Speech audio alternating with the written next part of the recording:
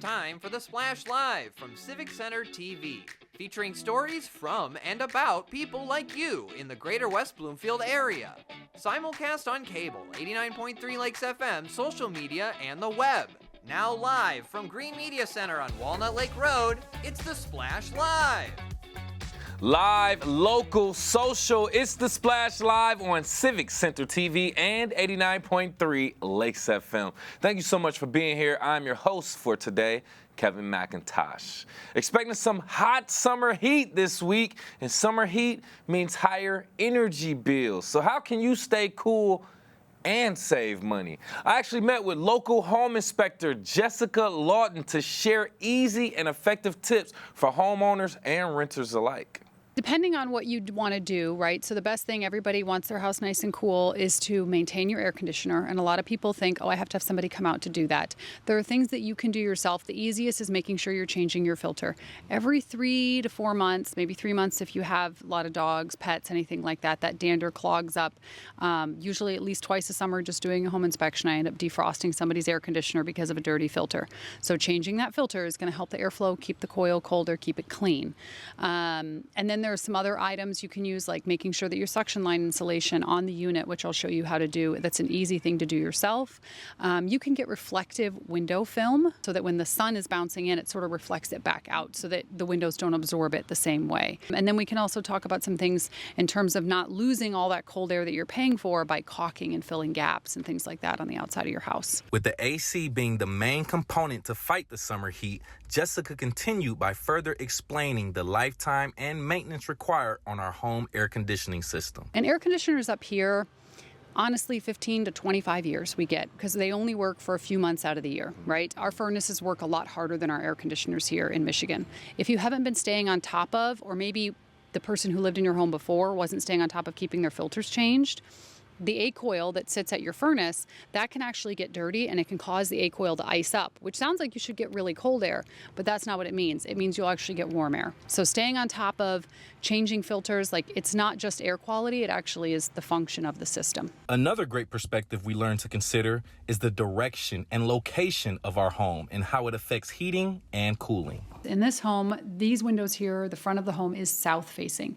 So south facing windows get sun all day long, right? So it's a good idea when we get those really hot sunny days, keep the curtains drawn on that. You're not going to get as much of what they call solar gain, right? So the house isn't sort of just heating up because the sun is just shining through those windows. East facing, you're going to get morning sun and then shade in the afternoon. If you know your home is south facing and you're leaving in the morning, it might be a good idea just to close up those curtains before you leave so that it doesn't just sort of shine through and kind of warm up the house all day long. So you're coming home to a house that's much hotter, or your HVAC system is working really hard to cool the house while you're gone. Our local utility providers also have resources available to help you get the most of your energy while saving money. DTE and consumers both have programs for that. They have rebates that they offer. Like I know DTE does a rebate for smart thermostats. I think it's around $50 right now for a smart thermostat. They also DTE has a program for interruptible air conditioning service, so they can install a second meter on your air conditioner.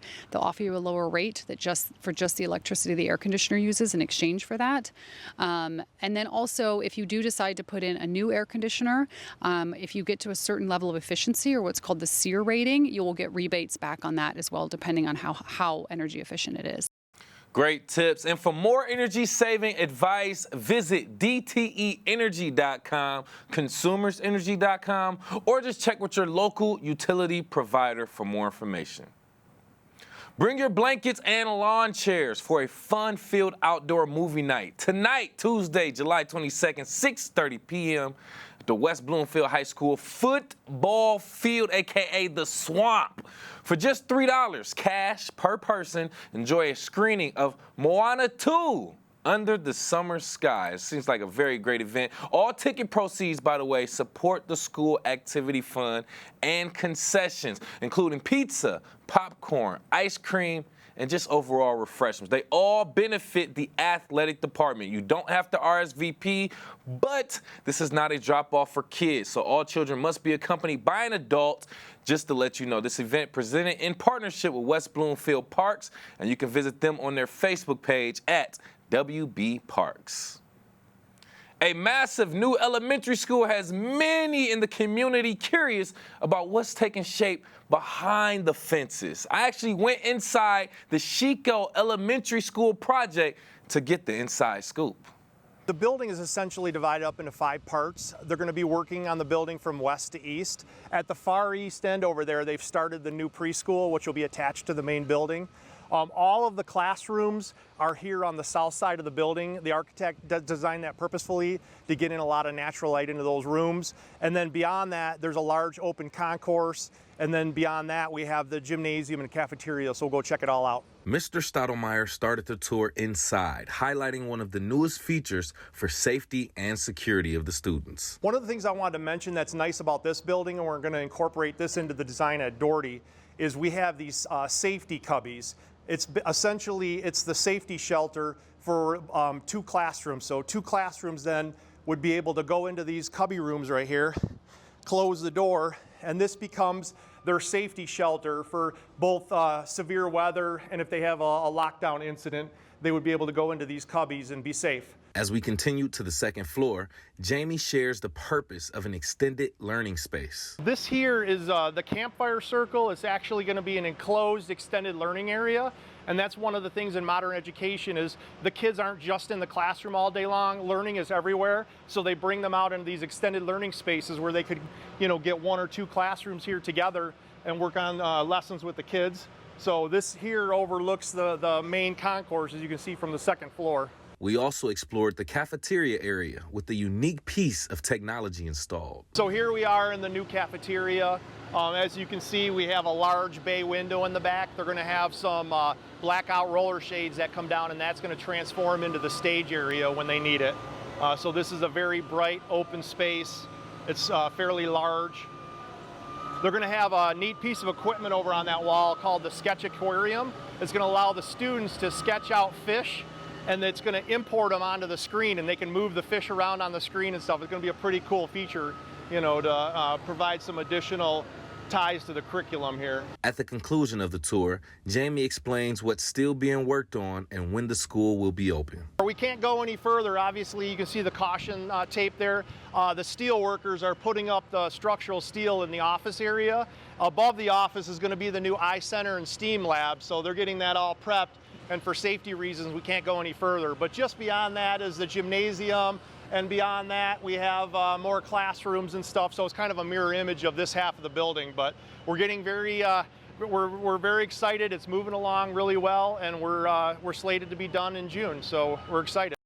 And for continued updates on the Sheiko Elementary construction and other news from the district, follow West Bloomfield Schools on Facebook at West Bloomfield Schools for more.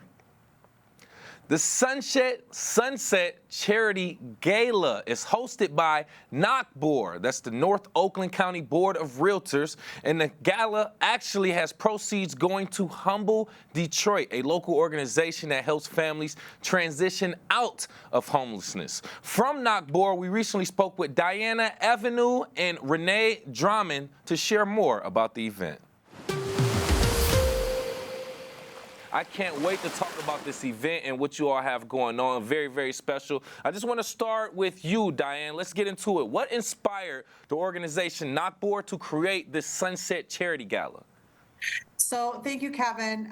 We do a lot of charity work at NOCBOR. We have a monthly euchre tournament, but not during the summer.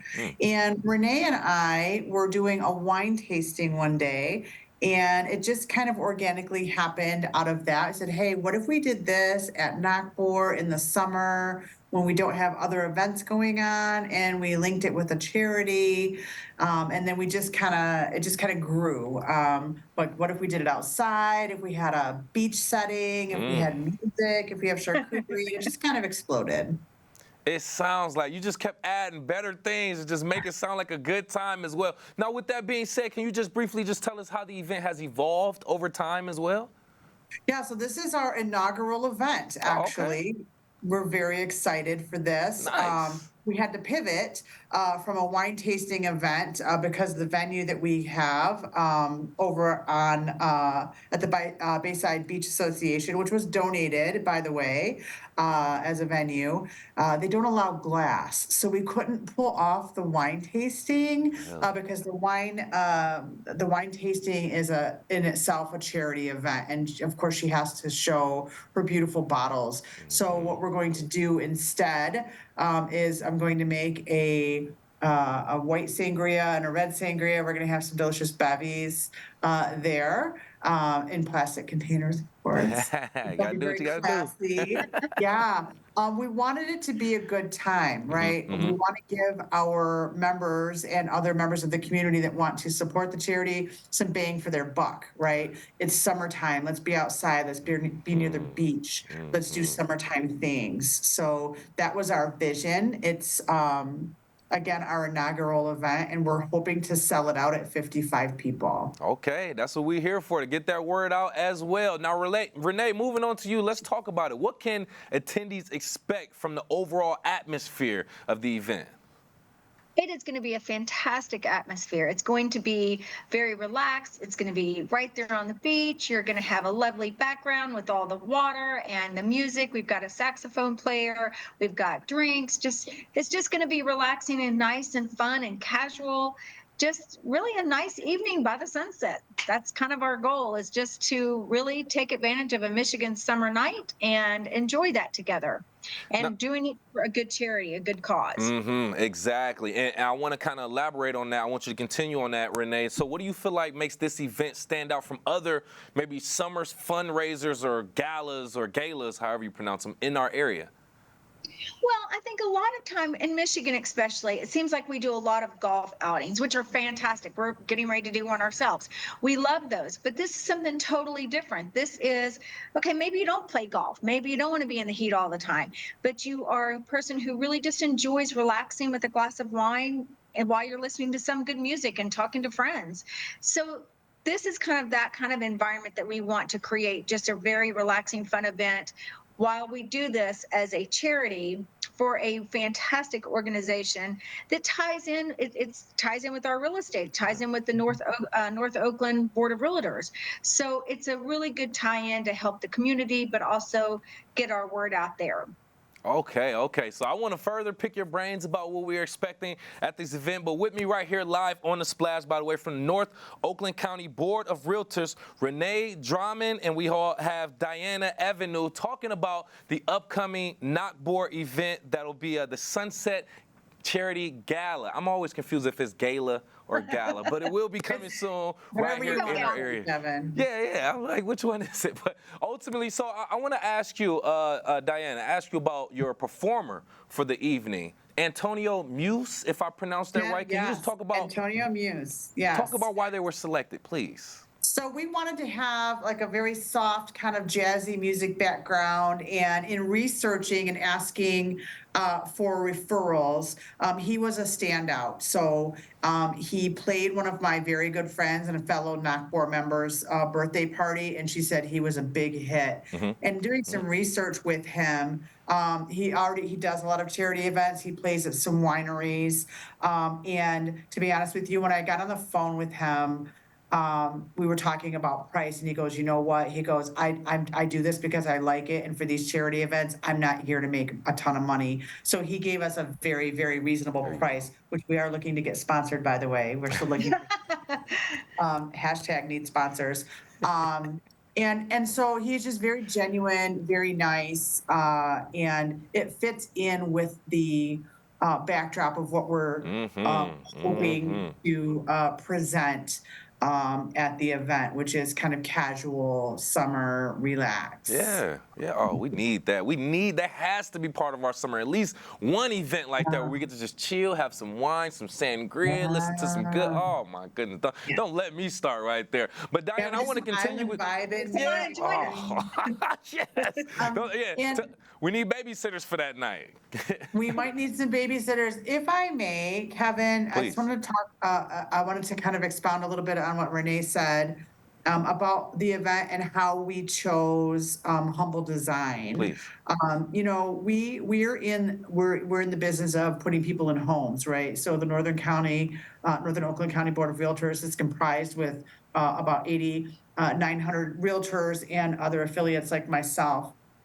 And we oftentimes, are working with families getting into homes, and it is a big deal. But then we forget about the people that don't have homes, right? The people that struggle to find homes. And Humble Design as a charity fits such a wonderful need. We wanted to make sure that they got some love and appreciation for everything that they do. And they are going to be in attendance that evening as well. Kim and her director, and I believe his name is Chris, are going to be there to also talk about the charity. So we really want to be able to just make people aware that there are, while we're all here having a good time and celebrating at closing tables, that there are people that are struggling to find shelter, and they help with that. So, yeah. I think that's very important that you mentioned that as well. And this is something I kind of want you all to elaborate on as well, just talking about, you're representing NOCBOR, North Oakland County's Board of Realtors. We people like, why are realtors doing stuff like this? A charity, like, why are they even involved in the community? But I wanted you all to paint that picture. And if you want to, Renee, if you want to further elaborate on that, the importance of community engagement when it comes to NOCBOR and how it actually coincides with your mission. It does. And, you know, the first thing as a real estate agent, personally, I'm a real estate agent, and my job is to connect people with the home. And it doesn't matter. It doesn't matter if it's your most expensive home, your least expensive, your first, your last, your middle. It doesn't matter. My job is to connect you with the home that you need. And I tell all of my clients, home is where your heart is. And I think that is a lot of what we talk about. And this gives us an opportunity, because Diana's right. You know, we are so focused on getting the deal to the table and getting our clients in the home that they need that we forget there are people out there that are struggling to get a home. And that's just as important. That is crucially important. We want everyone to have a home. Everyone should have a home, a place to call home, a place to go, a place to feel safe. And that really, I'm so glad that we're able to do this charity, because that's what they're about. They're about putting your home back together. You know, it's one thing to go from homeless to finally getting a home, and that's so exciting. But what's more exciting is when you get to go in and it's set up. It's set up as a home, because again, you've got the home, but what if you don't have the bed? What if you don't have the dresser? This charity, Humble Design, goes in and fills those spaces for you. We want everyone to fill their heart with the home. So that is the goal of this charity, is to make sure that we really promote what this charity does and how important it is.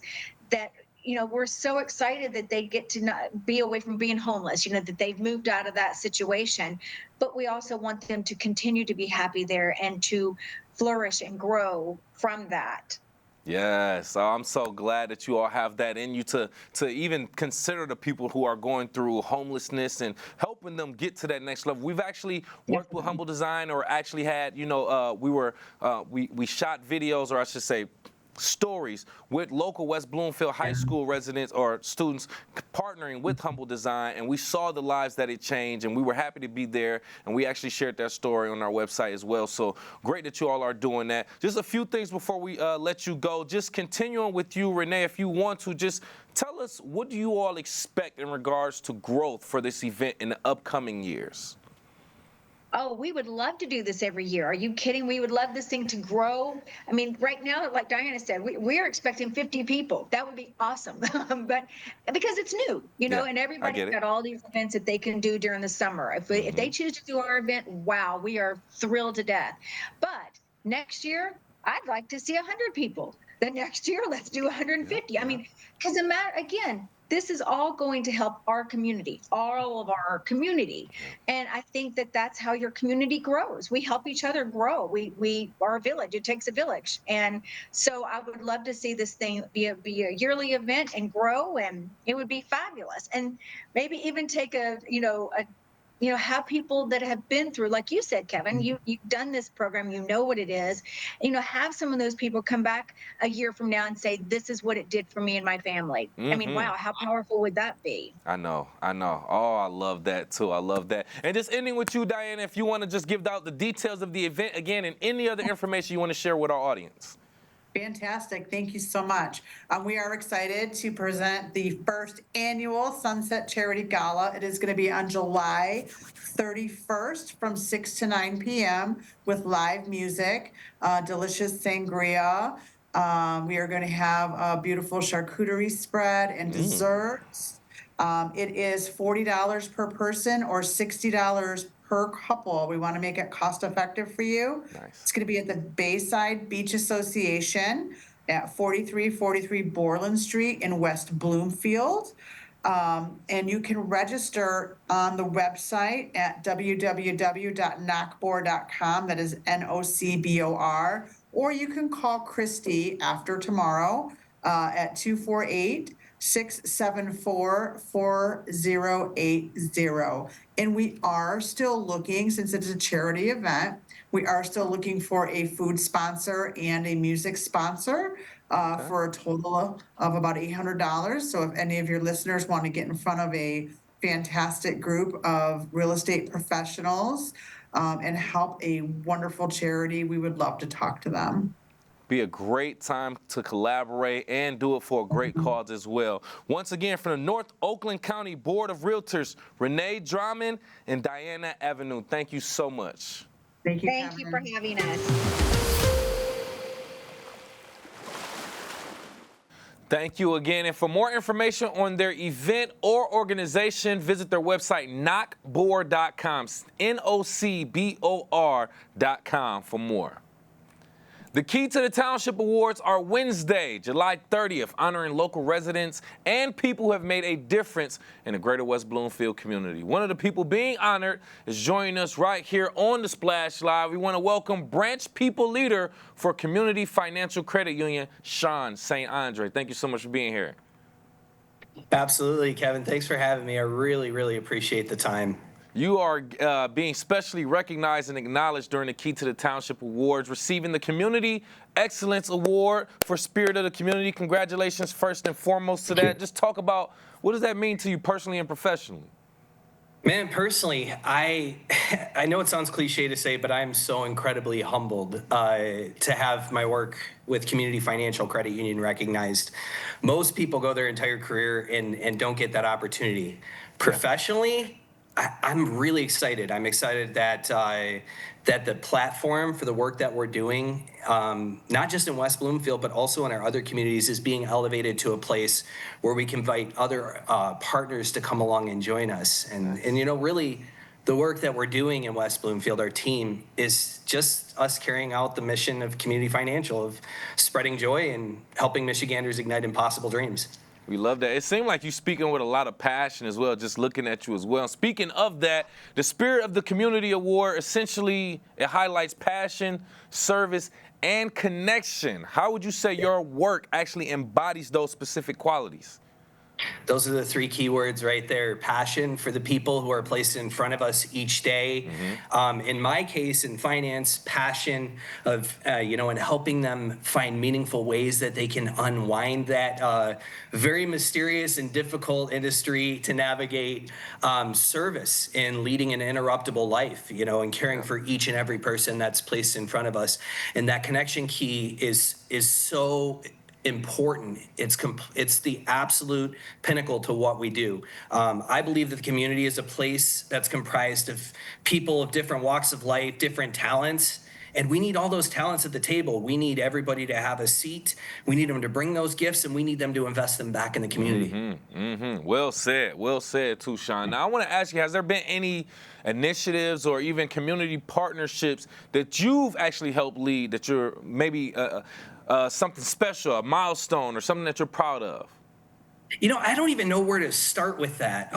We're continuously deepening our relationship with Friendship Circle. I'm sure you're familiar with them. If you or anybody listening isn't, I really encourage you to take a look at them as an organization. They're doing some phenomenal things, helping create space and community for people who may be otherwise separated from community. Our relationship with the West Bloomfield Chamber of Commerce, my family over at the Chaldean American Chamber of Commerce.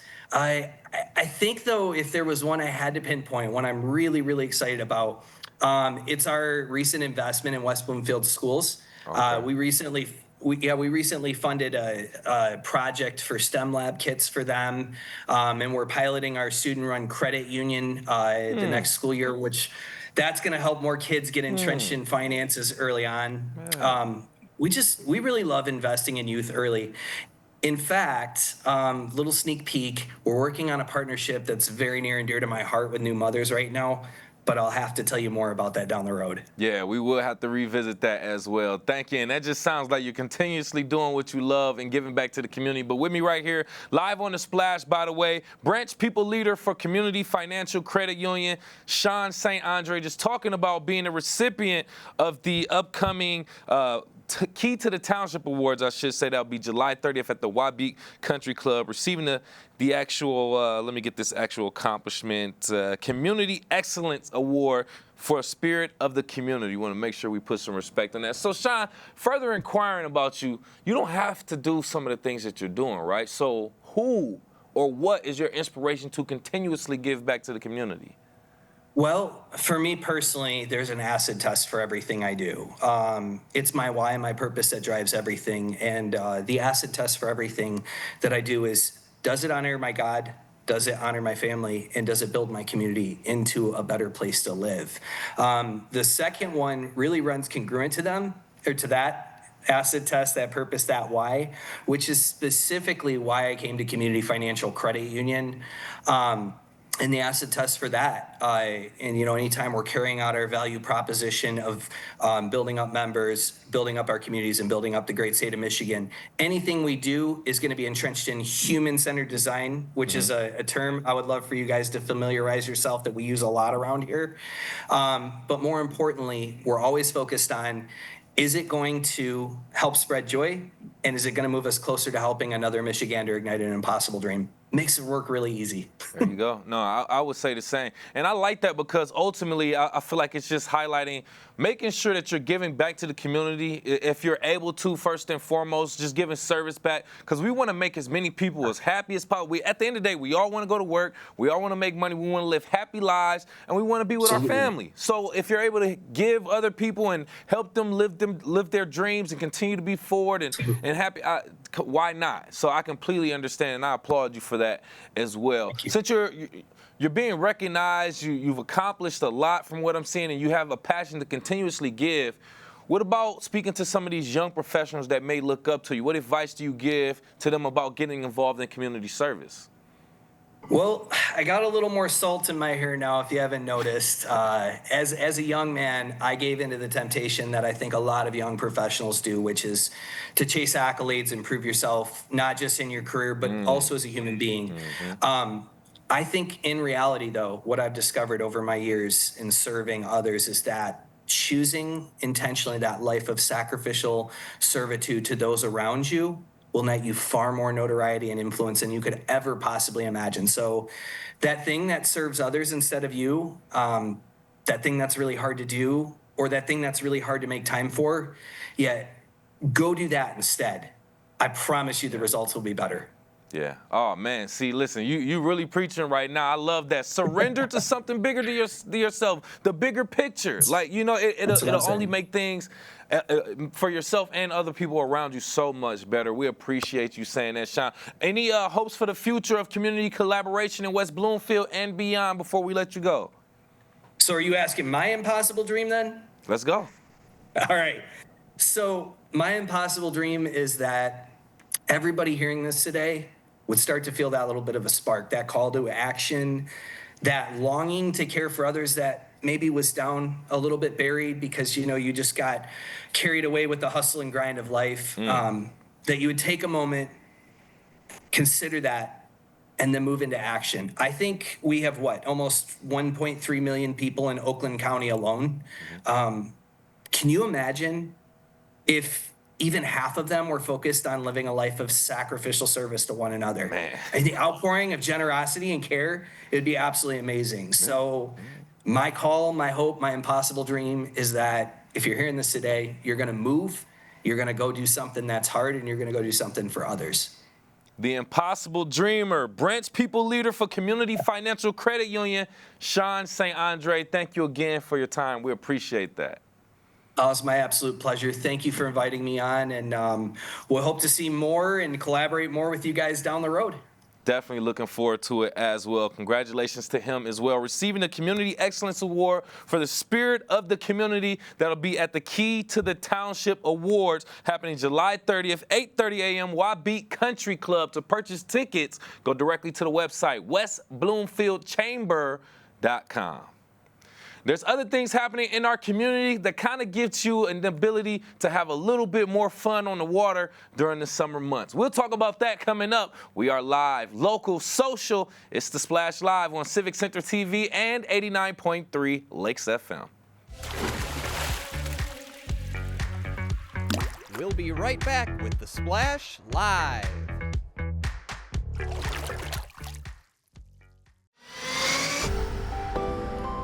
So much is happening in your community.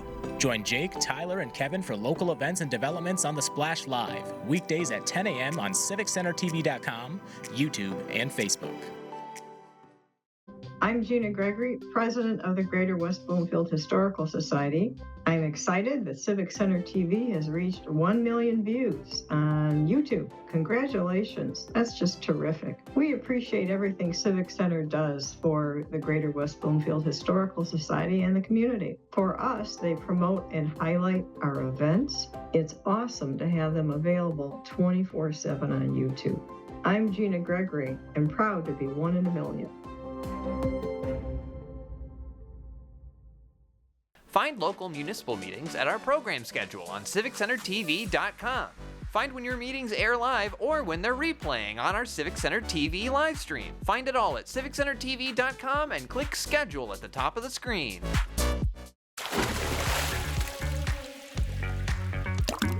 And now, back to The Splash, live. Live, local, social. It's The Splash Live on Civic Center TV and 89.3 Lakes FM. Thank you for being here. I'm your host, Kevin McIntosh. The Community Sailing School in Orchard Lake offers fun and engaging sailing classes for kids and young adults. And just recently, they officially became Michigan's first and only U.S. Sailing accredited community sailing center, one of just 45 in the entire country.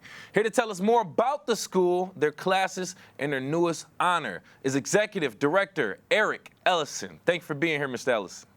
Thank you for having me. We appreciate that, and congratulations, first and foremost, becoming Michigan's first and only sailing accredited community sailing center. Great accomplishment. What does that accreditation mean to you and your team? So it's a standard of excellence in our career, in our realm, that shows that we're doing things to the highest level that is available. Mm-hmm. And U.S. Sailing has a very strict policies and curriculum they adhere to, that we had to go through a process to get this accreditation, which took us over about a year and a half to get through, because they're not just going to give it to everybody. But it's very special, and we knew we were doing a good job for our community and offering a good product and service, but we wanted to make sure that we could be recognized and know that we're doing everything correctly on a national standard as well. Got you. And that speaks volumes, because I'm pretty sure there's well over 45 actual classes or sailing classes in the entire country. But like you said, being one of 45 that's accredited makes a difference. What do you feel like with that accreditation actually sets your sailing school apart from all the other accredited schools as well? So I think even in our state, there's probably 50 or 60 different sailing schools. But for us to be able to be one of the only accredited one in the state is wonderful news to us. but also that we've been trying to strive to do things as the U.S. Sailing Standard, which is our national governing body. So it shows that we were already doing these things, but now that we have that accreditation, it gives you that reinforcement. And I think it puts children and parents at ease that we're going to be doing things safely and correctly on the water. But we've been operating here. So I've been here since 2005, so I've been here for a long time. And then before that, I ran programs in Lake St. Clair. Cool. I like that too. So you're well familiar with the area and the community and just the business overall. So I can't congratulate you enough as well, Mr. Ellison. So I want to ask, from a business perspective, I guess, how do you see this accreditation actually impacting the growth, the visibility, or even the partnerships of your business in the upcoming years? So growth is a wonderful thing for us. We want to have more kids involved. We have the ability to almost double our daily rate of students just by bringing them in. We have enough equipment and we have enough coaches to house more children. So I think that one of the big barriers is cost, and we're going to work on that. So the more students we get involved, the lower we'll be able to bring costs down. And that way we can, expose ourselves to more of the community and get more kids involved from our other side. We also just expanded our program to Dodge State Park number 4 on Cass Lake. So we have a partnership with them, and our Learn to Sail Daily Camp is run from that site now. And it's a really nice way for us to be more of a part of the community and to be a little bit more inclusive in this area. Right. And the park has been absolutely amazing to work with. Yeah, it seems like you have a lot of consideration to the community, and like you said, the different levels and of just socioeconomic status and just things in general when it comes to people who may have interested in joining your sailing school. And with me right here live on the Splash, by the way, Executive Director for Community Sailing School in Orchard Lake, we have Eric Ellison just talking about being accredited, one of 45 in the country, but Michigan's first and only U.S. sailing accredited community sailing center, which we love as well. Now, I want to talk about, we just spoke about community. Can you tell us a little bit more about the philosophy behind your community-focused approach to sailing? Yeah, so we're all a family here. So during the off seasons, the summer we run the summer camp and a racing program for advanced sailors. But in the fall and the spring, we have 16 different high schools and middle schools that work with us in the area. And we run one of the most robust high school and middle school sailing programs in the area. So even our schools here like West Bloomfield and Seaholm and Detroit Country Day and all these other schools that are in our area and Troy are all a part of our programs now. And we have over 65 kids that participate with that in the fall and spring seasons. So that they're really like a community, and that's where community sailing kind of came from, because they operate together as many different schools, but when they're here, they're one big family, Right. and they're all together working together. And our mission statement is to develop character through sailing education. Yeah, bring them all together from different parts of the area and just make them all one community, one sailing community. That's essentially what they all have in common at the end of the day. Can you just give a brief overview of some of the classes or programs that's available and what you want the people or the kids to take away from those classes? Sure. So we have a half-day summer program, which is 9 to noon in the morning. So if you've got other things like tennis or golf or football or any other sports that you do in the afternoons, we can accommodate you for the mornings. And that's 5 days a week, Monday through Fridays, on a weekly basis. We have a weekly full-day program, which is from 9 to 3:30. And then we have a 2-week program, which is 2 consecutive weeks during the summer. We run until August 22nd, and this year we started June 9th. So we had 11 weeks available for sailing. And we'll see over 300 kids this summer between our Learn to Sail, which is what we just talked about, and our racing program. So an advanced sailor will join our racing program, and they're here for the entire summer. And they're here from June 9th to August 15th to practice and travel to different events and race in the Detroit area. That seems so fun. I'm not gonna lie. That sounds so fun. You're talking about racing and sailing on a boat. That sounds like a great time to enjoy your summer as well. Now, one thing we have to highlight this, Eric, before we go. Safety. We're on the water. A lot of parents. We're talking about kids as well. How do your youth programs incorporate safety and confidence building, especially for beginners? So they're 100% of the time that they're near water or on the water, we're wearing life jackets, and that's staff and our students included. Life jackets have to be fitted properly, zipped up and buckled, and same for coaches. And this is something that's part of that U.S. sailing standard is making sure that these things are done. We perform a swim check, so we're looking for familiarity in the water, and not to be anxious when we go in the water. So we start at a shallow depth and work our way into deeper water, and then with our life jackets, we're practicing swimming. We teach them how to flip the boats over and how to get the boats back upright. And teach them that the boat is not going to sink. The boat can fill with water and it's still okay. So those are the things that we do on day one. Like yesterday was the first day of our 1 week session. And before noon, they had all done all those things just to get familiar with water and know about safety. And then our power boats all have the proper safety gear, and my coaches are all trained. Boater safety, but also with U.S. Sailing, our level 1 training is a certification that coaches get to make sure they're doing things safely and correctly. But and also I've been doing this for 28 years, so we're very lucky and blessed to have such a great track record. And I think if you just slow down and you do things safely and you keep kids in a happy mode and listen and watch, then you can run a very safe program. I was just about to say, listen to the experts as well, the ones that know what they're doing and do exactly what they ask you to do. Hey, we appreciate you so much. Anything else you want to tell to our audience, to the community about your classes or the school or just anything that they should know? Sure. So the first thing I'd say is that you can visit us at communitysailingschool.org, and that is a great way to link up and see what our programs are about. There's a racing page, a foundation page, and a summer page, and those will all lead you to the different avenues that we do. And then we just successfully ran a really cool camp, which was a autism camp. So we had 20 kids from the area that came here with autism experts and got to go sailing, and 10 of those 20 kids actually stood on a dock for the first time and got on a boat for the first time last week. So that was a really special program that we were able to run in conjunction with Spectrum Sailing out of South Carolina. That's what's up, man. I love to hear that. Continue to do the good work. We appreciate that again. And congratulations on your accreditation. Once again, Executive Director from Community Sailing School out of Orchard Lake, Eric Ellison. We appreciate your time. Thank you. And for more information on their sailing school or just Community Sailing School in general, visit their website, communitysailingschool.org, for more information. May often ranks as the single highest month for suicide, with June, July, and August regularly appearing in the top 3 of the year. Why do you think these warmer months trigger mental health crisis for some of these people? To answer that question and more, we recently spoke with therapist from Birmingham Maple Clinic, Carrie Krawiak. Thank you so much for being here.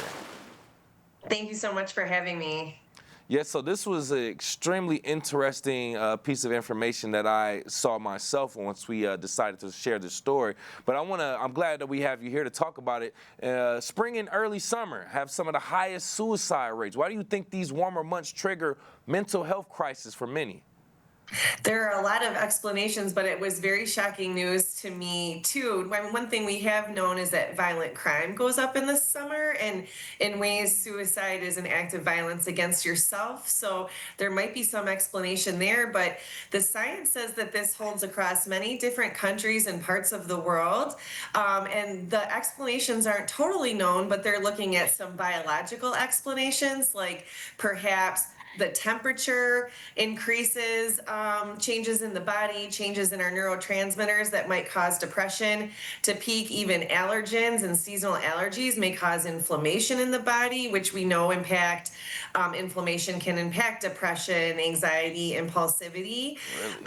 Of course, in the summer and the lighter days, we feel more energy, and we may be out more and up more and using more energy. Even certain occupations, farming, for example, is going to be peak busyness in the summer. So that may cause some stress, but also some toll on the mind and body. comparing ourselves to other people, or even comparing ourselves to how we think we should be feeling. If we say, oh my gosh, summer, we should be happy in the summer, it's finally spring, we should be happy, and we're not, then that difference between where we think we should be and where we actually are makes us actually feel worse. And then lastly, of course, drinking and drug use in the summer. There's concerts, there's parties, there's lakes, there's camping, there's pools.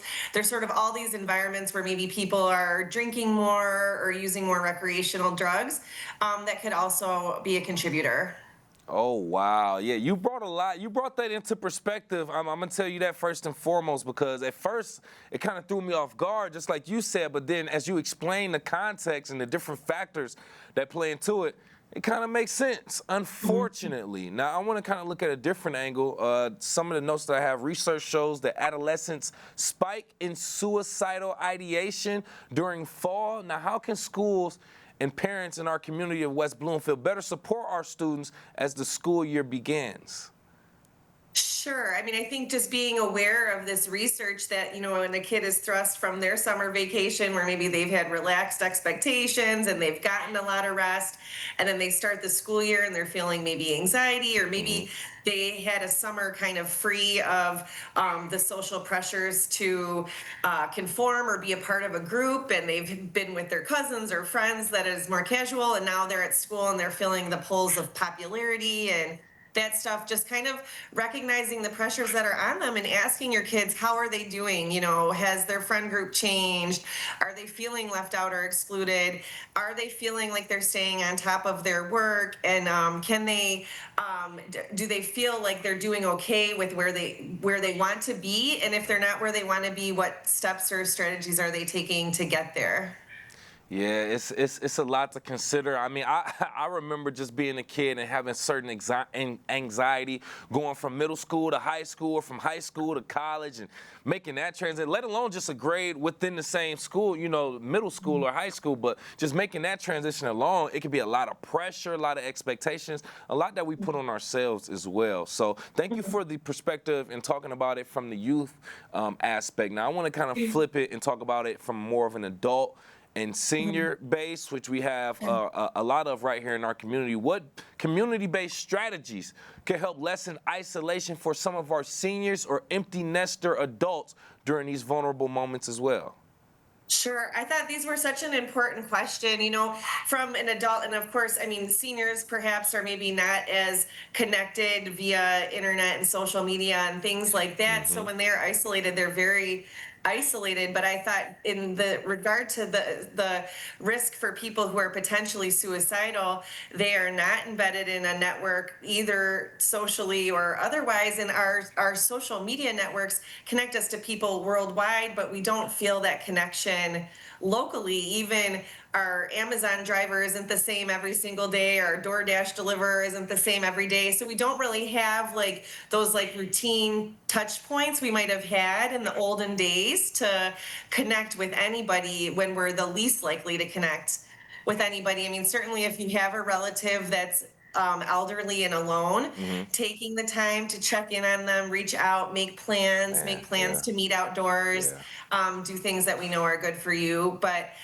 the people that are the most at risk in our communities are the ones that are not connected really to anybody. Yeah, and then just like you said before, just to start it off, they're not even really that connected with social media or technology. So that's a way for a lot of the younger adults or younger people to kind of connect with other people that are outside. Even if they're not around them physically, they use social media. But our older adults don't necessarily have that connection. So that's a whole nother level as well. And with me right here live on The Splash, by the way, therapist from Birmingham Maple Clinic, we have Carrie Craywick just talking about how suicidal rates usually spike during the spring and early summer months and how we can actually combat that as well. Now, from your expertise, how do you feel like, or how can local employers, health providers, or even some of these partners right here in our community work together to enhance the mental health safety net during these summer months? Sure, I definitely think just being informed of the signs and symptoms, recognizing if someone's, oversleeping, overeating, or undersleeping, or undereating, if they're, seem to be intoxicated at work, or if, you're noticing any changes in their activity level, all of those things would be signs. And I mean, like, ultimately, I always inform people, if you have the thought that somebody could be suicidal, certainly ask them outright, are you feeling suicidal? Like, are you feeling okay? Are you feeling safe? And if they say, like, if you're at risk of hurting yourself, be confident to ask, have you thought about what you would do to hurt yourself? Do you have a plan? And if they have a plan, ask them if they intend to act on it. If they're answering yes to these questions, this is a person in very high risk. Right. But the biggest way to be helpful to them is to ask them. Often getting that information out can relieve the situation, just knowing someone cares enough.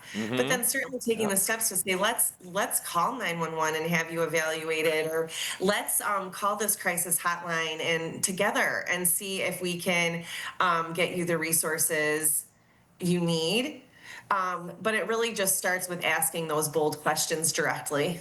100%. And hopefully you have a connection with someone that you feel comfortable asking, and they feel comfortable enough answering as well. So that's a situation that we're talking about in most cases as well. Now I want to get to a situation you were talking about with the energy increase and dealing with that. For someone who is experiencing this increased energy during these warmer months, how can your clinic personally actually help channel that energy into something positive? I think something that's so interesting, right, especially like we said, summer is a time where maybe we feel more agitated, but the truth is that excitement, agitation, and anxiety are very closely related in our body. They all kind of feel the same. We get a little kind of jolted up. Emotional regulation is about the ability to calm down. So it's okay to have feelings and to get up or down about anything, but we always need to be able to restore normalcy. And so therapists are great. Talk therapy and talking to someone is great for helping to restore a normal mood. Certainly other activities like journaling or, taking walks outdoors, deep breathing exercises, and therapists can really look at a person's life and say, wow, these are really the skills that you have available to you. And let's see if we can use them or apply them when your mood is changing in a way that's unpleasant and unchecked. Okay. I love the information and how you're providing context, and we don't have too much more time right here, but just to kind of pick your brain, anything that you've personally been seeing as far as trends in Greater West Bloomfield, or is there anything that we should all look out for in regards to signs to our neighbors and family members right here in Greater West Bloomfield that they may be looking for some type of help? Yeah, I think the trends that we're seeing societally are happening here in West Bloomfield and are happening statewide and nationwide, perhaps even worldwide, is that a lot of stuff related to social comparison. So like if you in the summer, you're thinking everybody's on these great vacations and I'm at work and that makes you feel miserable, that's going to contribute to depression. Or if you're a young kid starting school and you're saying, wow, everybody is friends and I don't have any or something. If you're always looking to other people to compare where you think you should be at, you're going to often find yourself feeling miserable, especially since everybody puts the Facebook favorites up instead of what's really going on in their lives. So we're probably not doing enough to realize that most of us have highs and lows in our life, and it's not just everybody else's highlight reel and yours is all the downside. And we see that year round, whether it's at the holidays and it looks like other people are spending more money, or it's at Valentine's and someone has a better relationship. So those things happen year round where these events trigger this social comparison that's really inaccurate, and people really feel a lot of shame that's so unnecessary. The other thing I think is a societal concern is that there are people who are like not really connected in their community. They're getting their groceries delivered, they're getting DoorDash, they're not really going outdoors and doing healthful activities. They're not really encountering other people in face-to-face life.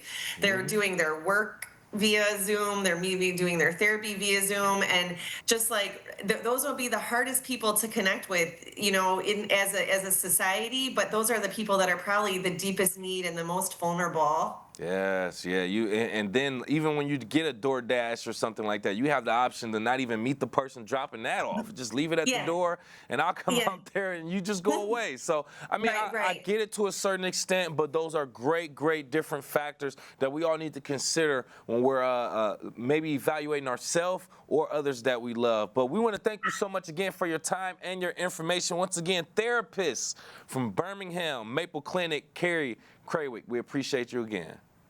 Thank you so much.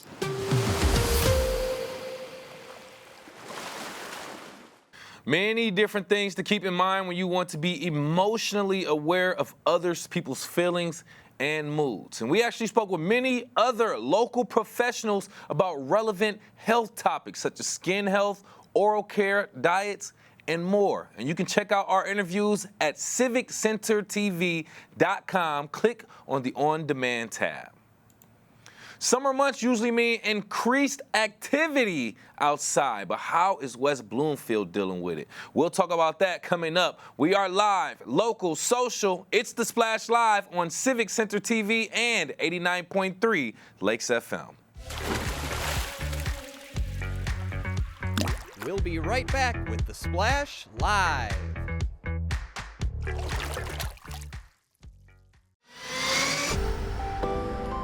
So much is happening in your community.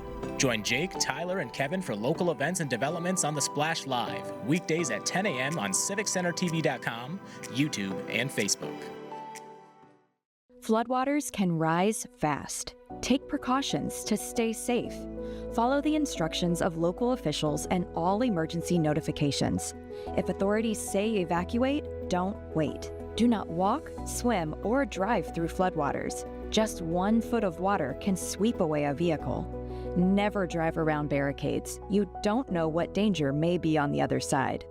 For more tips on how to protect your family, visit ready.gov/floods.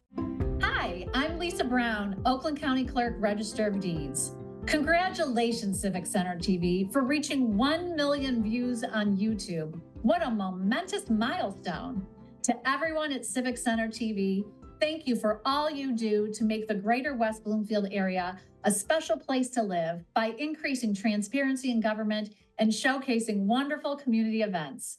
I'm Lisa Brown, and I'm proud to be 1 in a million.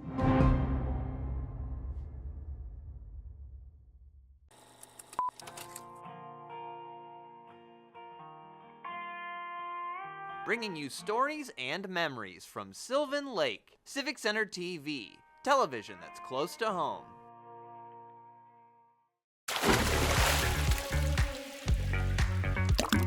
And now, back to The Splash, live. Live, local, social, it's The Splash Live on Civic Center TV and 89.3 Lakes FM. I'm your host for today, Kevin McIntosh. Some reports say that during the summer months, criminal activity increases, and even in a community like Greater West Bloomfield, that could also reign true. So how are some local residents responding? Through self-defense classes. I actually recently visited True Martial Arts at the Orchard Mall in West Bloomfield to find out how residents are not only learning self-defense, but also gaining confidence and camaraderie. Well, I mean, it is a safe community, but you do travel all over, and even in safe communities, things do happen, and it's good to be prepared, especially as a parent. You just never know what's going to happen, and it gives you a sense of confidence. You can just face whatever is going to happen.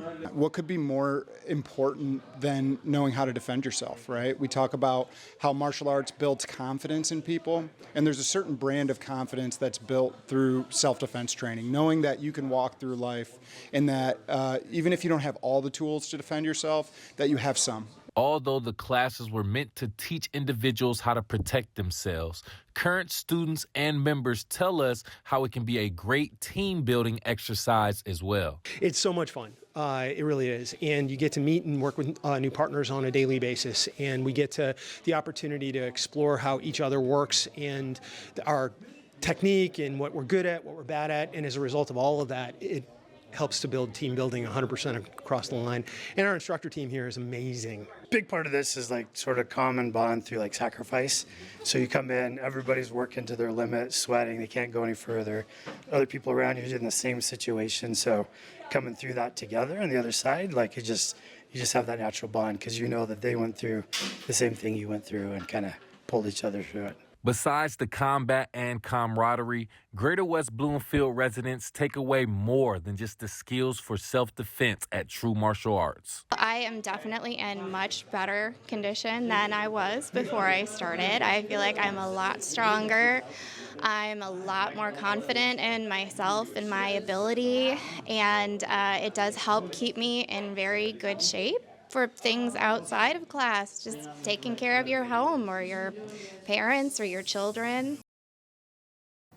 And we want to thank True Martial Arts for allowing us in the building to actually watch their classes in person. You can visit them at the Orchard Mall at Orchard Lake Road right here in West Bloomfield as well.